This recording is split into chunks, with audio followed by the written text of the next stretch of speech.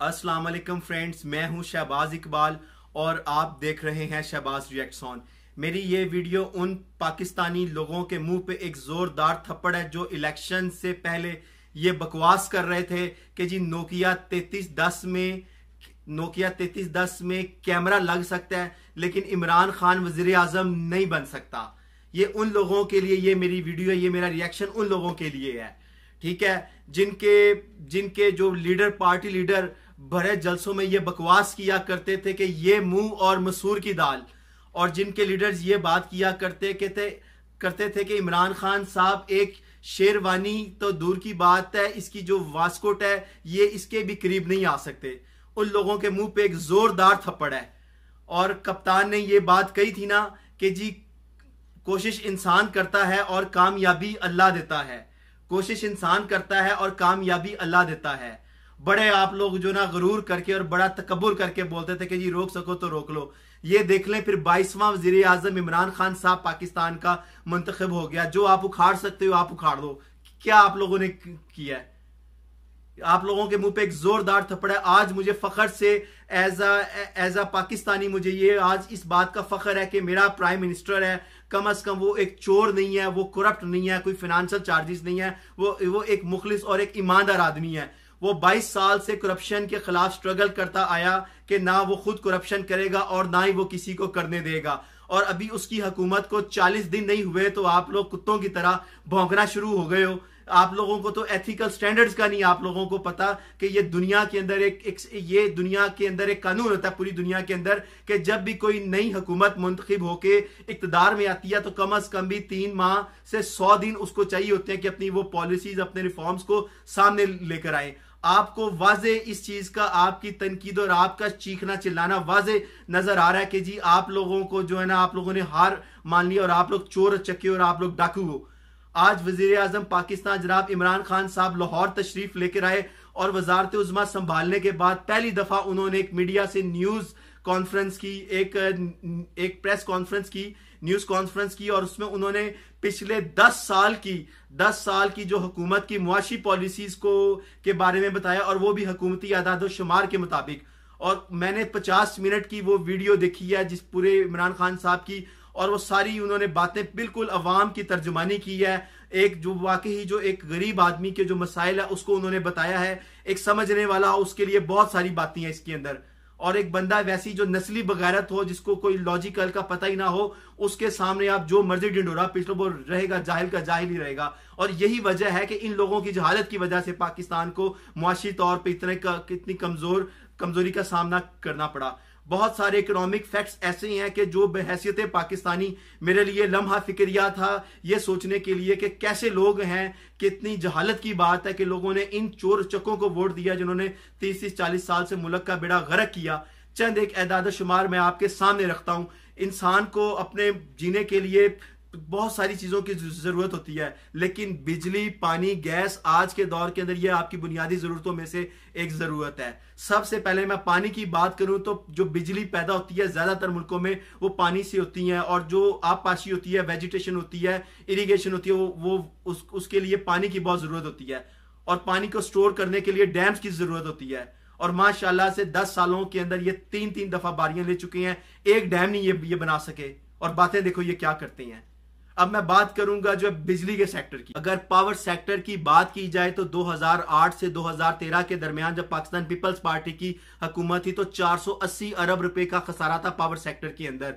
जब इनको 5 साल का मौका मिला, बजाय इसके कि ये कम करते, इन्होंने 480 अरब रुपए से लेकर 1200 अरब रुपए खसारा किया। गैस सेक्टर की बात की जाए तो गैस के अंदर पाकिस्तान सरप्लस में जा रहा था। 157 अरब रुपए का लॉस इन्होंने गैस सेक्टर के अंदर पाकिस्तान को पहुंचाया। पाकिस्तान स्टील मिल की बात की जाए तो 2008 में जब पीपल्स पार्टी ने हुकूमत संभाली थी, पीपल्स पार्टी की हुकूमत संभालते वक्त पाकिस्तान स्टील मिल 8 अरब रुपए सरप्लस से जा रही थी। और 2008 से 2013 के दौरान पाकिस्तान स्टील मिल खसारे में चली गई और मुस्लिम लीग नून का दौर आया 2013 से 2018 तक, तो पाकिस्तान स्टील मिल बंद हो गई।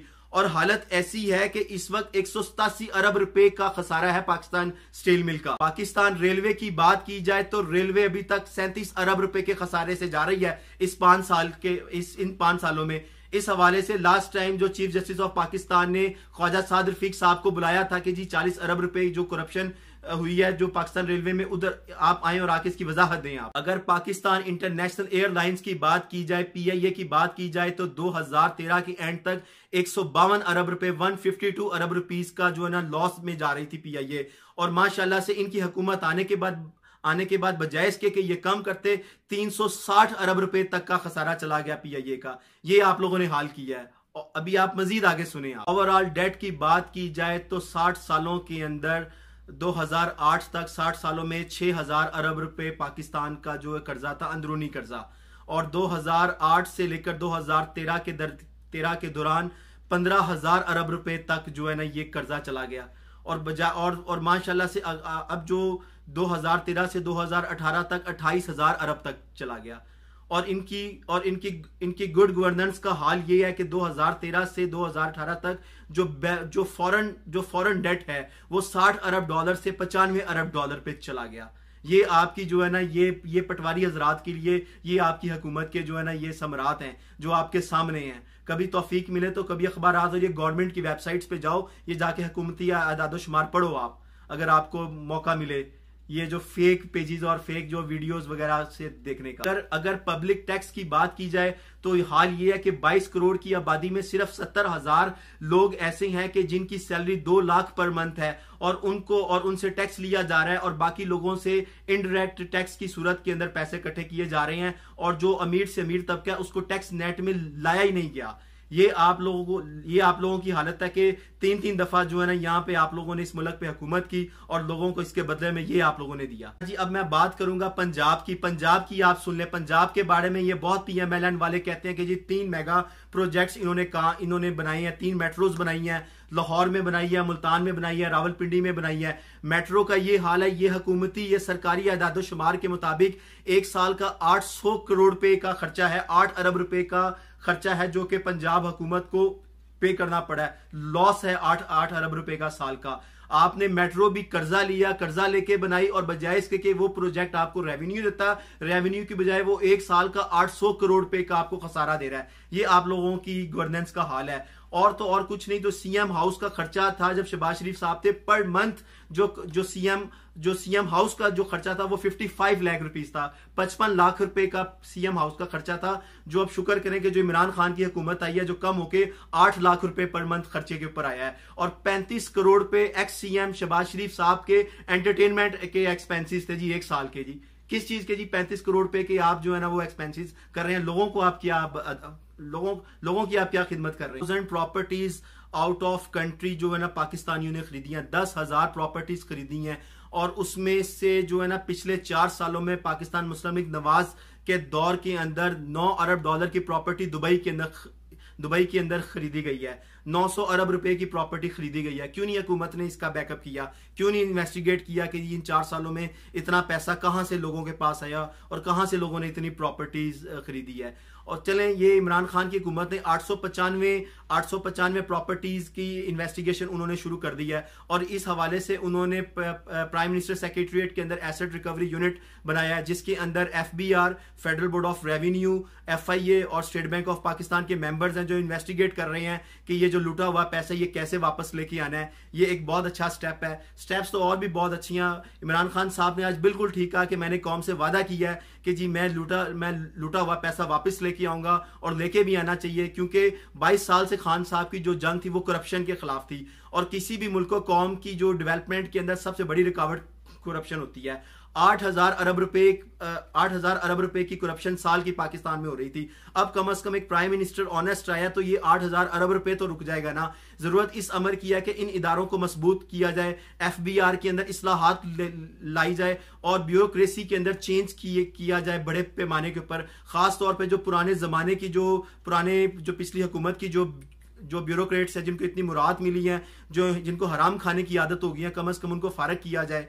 ये तो पैसा इनसे रिकवर किया जाए। इस टाइम सबसे बड़ा इसका मसला हाल यही है कि करप्शन पे काबू पाया जाए और लूटा हुआ पैसा वापस लाया जाए, ताकि फिर फौरी तौर पे इस महंगाई के ऊपर काबू पाया जा सकता है। बिल्कुल जैसे कि खान साहब आपने बताया कि चाइना के अंदर 4 सालों में 400 से ज्यादा मिनिस्टर्स को उन्होंने करप्शन के केसेस में पकड़ के जेल के अंदर डाला, यहां तक कि बहुत सारे लोगों को उन्होंने फांसियां भी दी हैं। जब करप्शन के ऊपर काबू पाया जाएगा तो डेफिनेटली बात है कि फॉरेन इन्वेस्टमेंट आएगी। और ये बहुत अच्छा स्टेप आपने लिया कि जो आपने MOU साइन किया है UK के साथ और स्विट्जरलैंड के साथ, और आप दुबई से बातचीत कर रहे हैं कि जिन जिन लोगों ने यहाँ से पैसा जो वहाँ पे मुंतकल किया गैर कानूनी तरीके से वो वापस लाया जाए, और ये होना भी चाहिए। हम आपसे आपकी आज की तकरीर इसमें कोई डाउट वाली बात नहीं, हैसियत पाकिस्तानी मैं आपको सल्यूट करता हूं, बहुत जबरदस्त आपने कौम की तर्जमानी की। लेकिन जरूरत इस अमर की है कि ये जो ब्यूरोक्रेट्स हैं जो कि ये काम एग्जीक्यूट कर रहे हैं, इनको बड़े पैमाने के ऊपर यहाँ पे चेंजिंग लाई जाए, ताकि